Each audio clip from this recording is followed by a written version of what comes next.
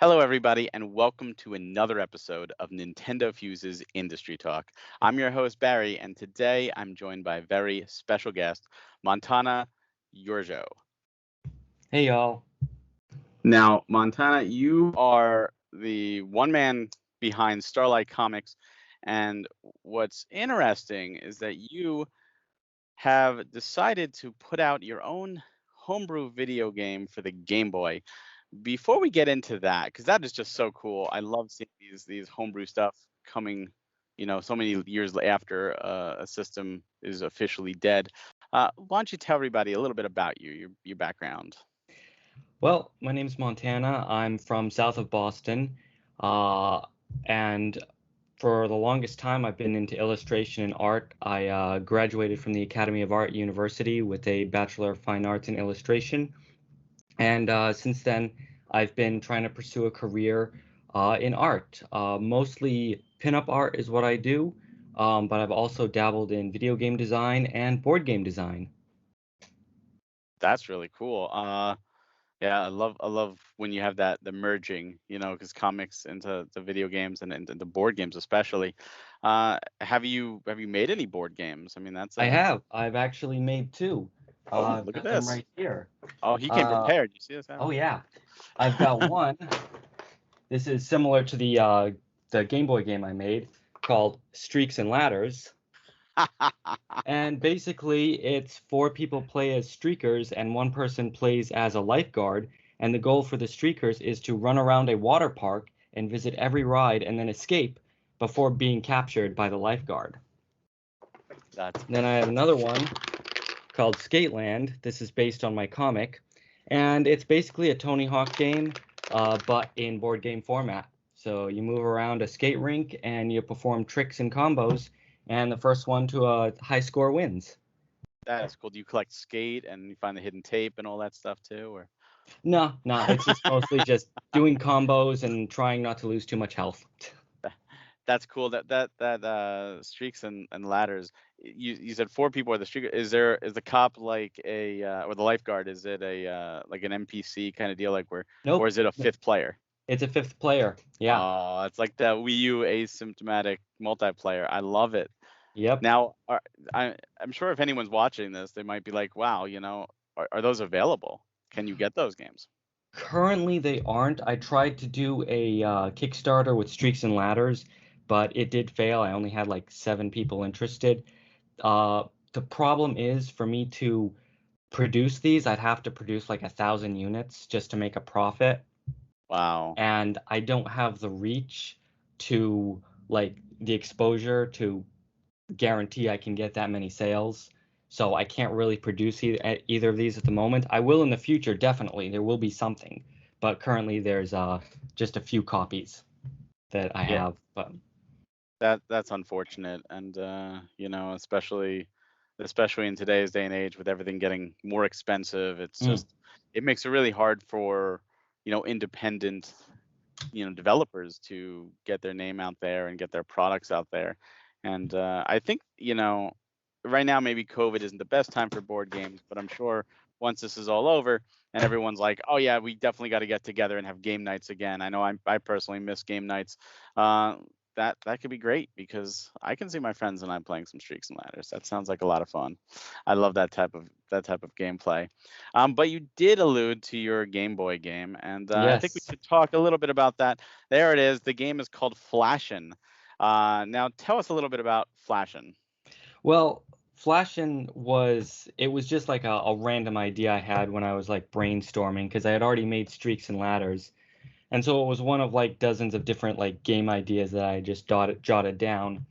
And when I discovered Game Boy Studio, which is a dev program to create Game Boy games that you can flash directly on a cartridge, I was like, this is perfect because I can't code.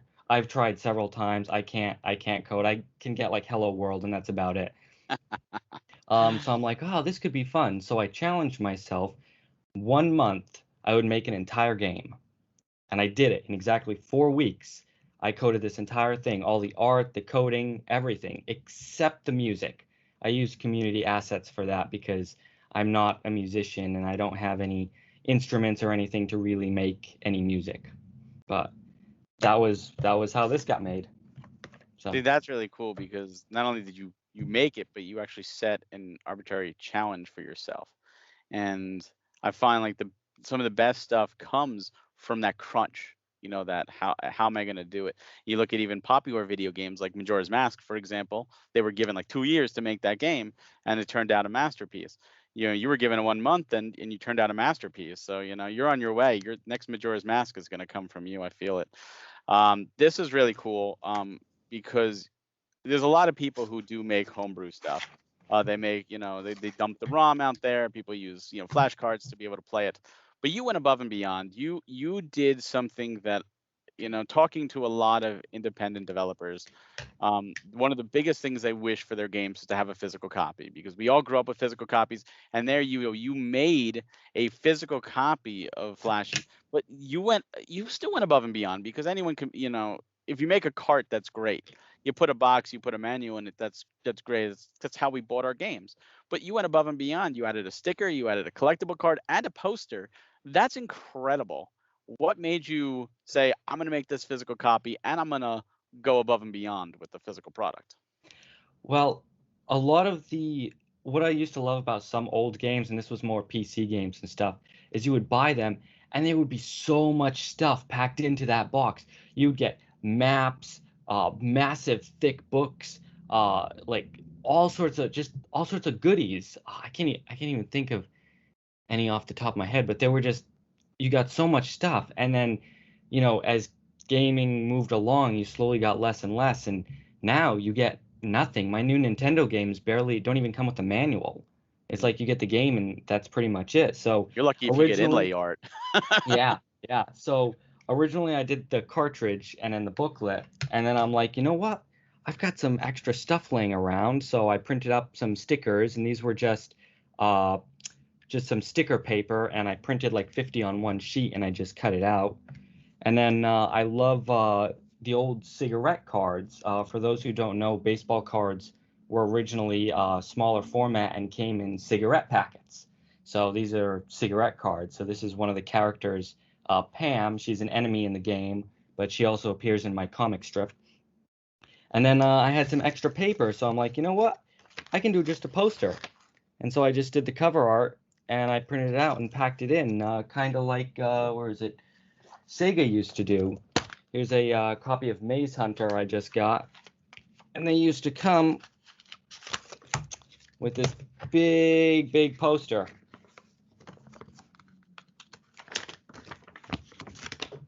Yeah, look at that. That's beautiful. This is actually a new in-box copy I got for like $10. Oh, wow. Yeah. Yeah, Nintendo did that too with a lot of their games. It was always like the advertisement on the backside and the games on the front, like the poster picture. And I agree. I really hate how games are getting more minimalistic, and it's mainly because how could we lower the cost to make Mm. more profit?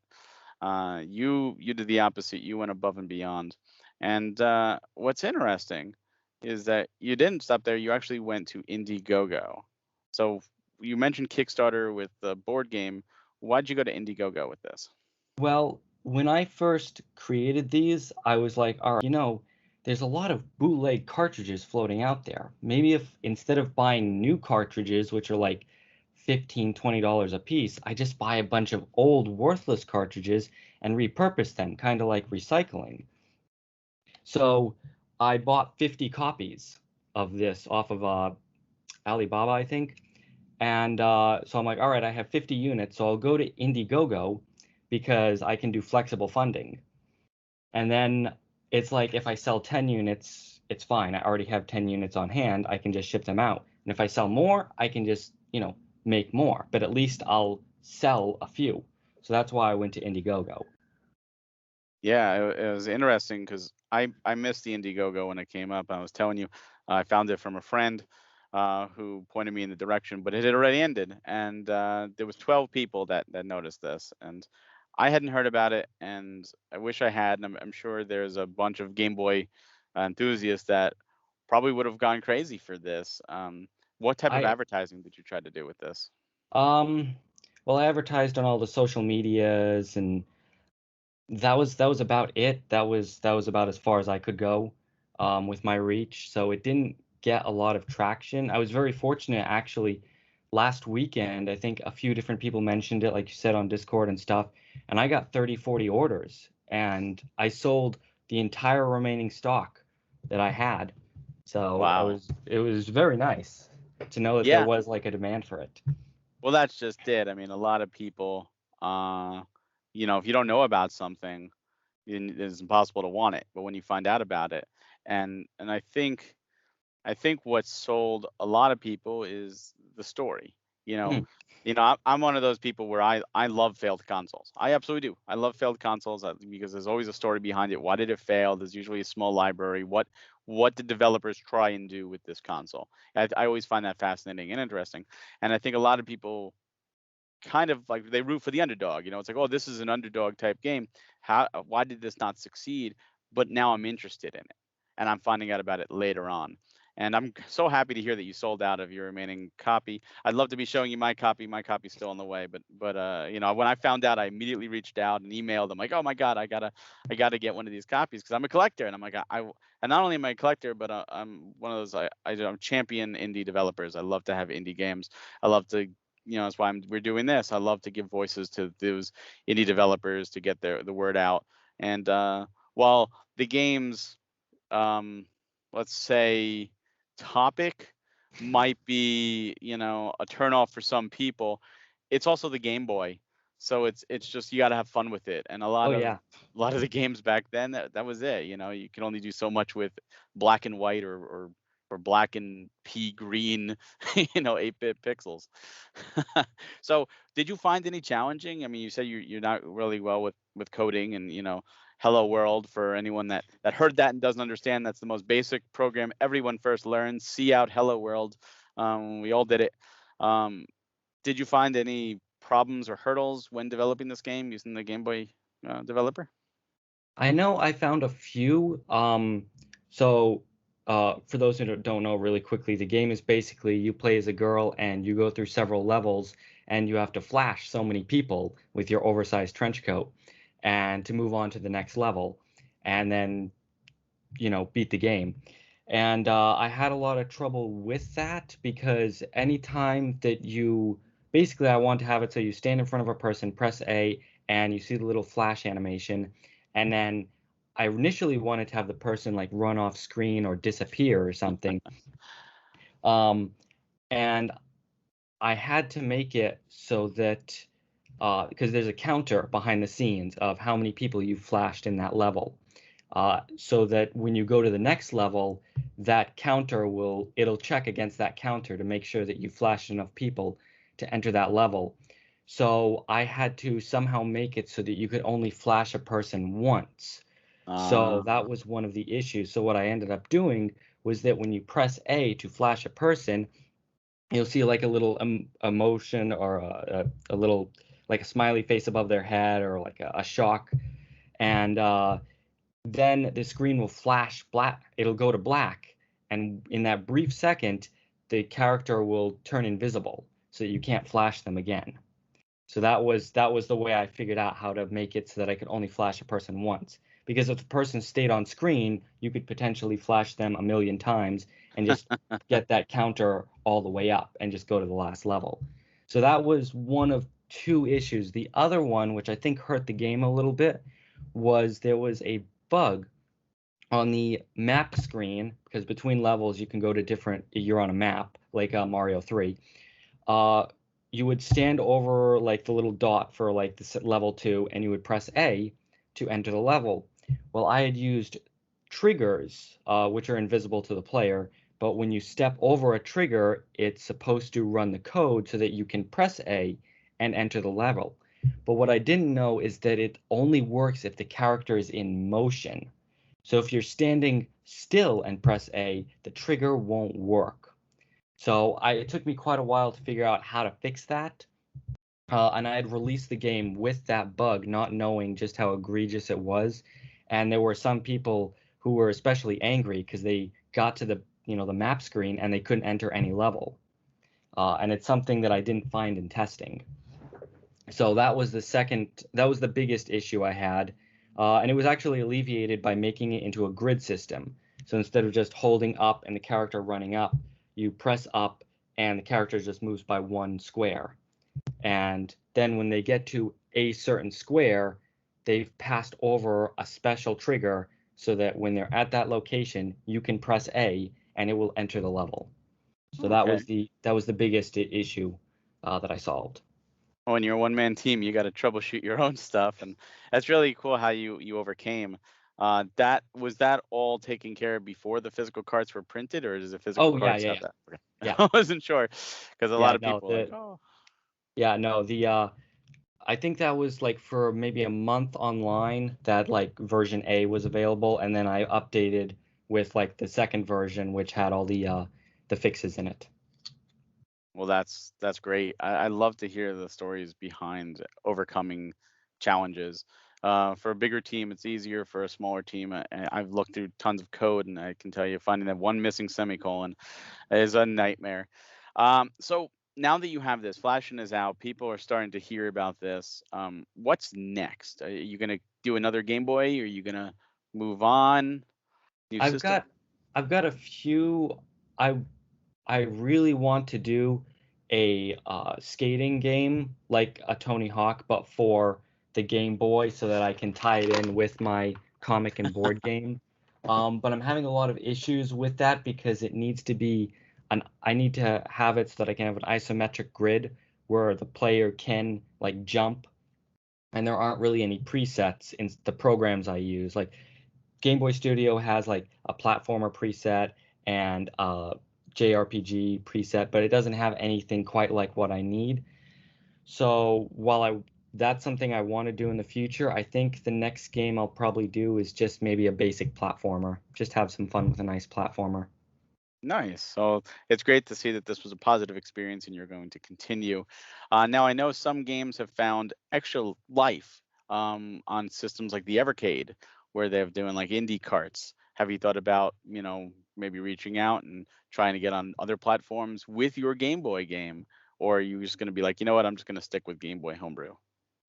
Nah, I think for this one, I'm just going to like stick to the Game Boy Homebrew. I know for some other projects I'd like to do multi-platform. Like there's another program called Nesmaker, I believe, and it's really good for coding NES games. So I'd love to do that as well. Maybe like my next game could be both NES and Game Boy. Of course, Cool. physical cartridges for NES are a lot more complicated as you have to physically manufacture the cartridges yourself. So, you know, although I would prefer just to make games for the Master System, but that's a whole different can of worms. Yeah, there's also sadly less of an audience for the Master System than there Mm. are Homebrew NES or Game Boy for sure. Now you talk about new games. You did mention Master System, but if you could make your dream game, if suddenly I could like snap my fingers and now you have all the knowledge that you would need to make your dream game, it could be a dream IP too. It could be your own original with your comics, or it could be an already existing IP. What would you like to do, given the ability? Oh, the dream game would be uh my Skateland game, but on on the Sega Master System. Oh, That's nice. the ultimate dream. That would have to be completely coded from scratch. It would probably cost me like $120,000 to have that done. So that wouldn't be like really feasible, but Yeah. that would be the ultimate dream game would be to have the a tie-in game with my comic on the Master System. I would love to see that happen. I would love to pick that up for sure. One thing with your Indiegogo, and a lot of people with crowdfunding, they're scared. I went back this on Kickstarter, and if it doesn't get funded, they get their money back, no big deal. But if it does get funded, and there's no guarantee that they won't just run away with your money, there's always that worry. Your Indiegogo didn't meet the quote unquote goal, but a strange twist, you actually, you had everything sent out. People who backed got it, which is rare for a failed campaign. I think that's awesome. And I'm curious now, people who are just discovering Flashin at this moment, you mentioned they're all sold out. Is there any plans to do a second print run? Uh, I think there's just enough interest I've noticed that I'll probably do a second print run maybe sometime next year. Probably print up another 50 copies at least. So, That's great.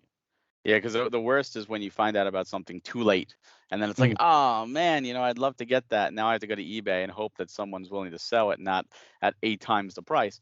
So I think that's great to hear. I'm sure anyone listening that is just discovering Flashin and says, oh yeah, I'd like to get that for my Game Boy collection. That sounds like fun. They're gonna have an opportunity in 2022. I had to say the year because someone could be listening to this in 2023 and beyond. 2022 is the this next year. So look forward to that. Um, Montana, I just really want to thank you for joining me today and telling us all this great story. And if anybody is interested in learning more, you can go to your Twitter, which is at Okami the Wolf One, just the number one. Check him out there. And also newgrounds.com, something I didn't think was still alive, but apparently newgrounds.com is still alive. You can find him at Okami the Wolf there as well. Montana, anything you want to say last minute to everybody listening? I would like to point out that Okami the Wolf 1 at Twitter is where I post everything, but I am also an adult artist. So you'll find a lot of it's adults only. It's a lot of Playboy style comics and stuff. So if that's not your thing, then you know, definitely avoid it. But if you want to, that's where it is. I just want to put that out there that it is an adult site. Nice Uh, little disclaimer there. uh, That's good to know. the, the game can be played on Newgrounds. It can also, yes, it can be found on itch.io, itch.io. I have a page there as well, Okami the Wolf 1.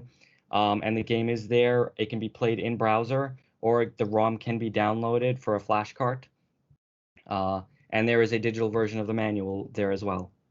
Oh, there you go. See, so if you're not big into physical collecting or you don't want to wait till 2022, you can still enjoy Flashin', which is great. So you have many opportunities to play it, and I hope you do check it out. Montana, again, thank you so much for your time and for joining me today. Thank you. And for everybody listening, not only check out Montana, but for all other video game news, reviews, podcasts, and other industry talks like this, please go to NintendoFuse.com where you could follow us there, like and subscribe, and we'll see you in the next video. Take care.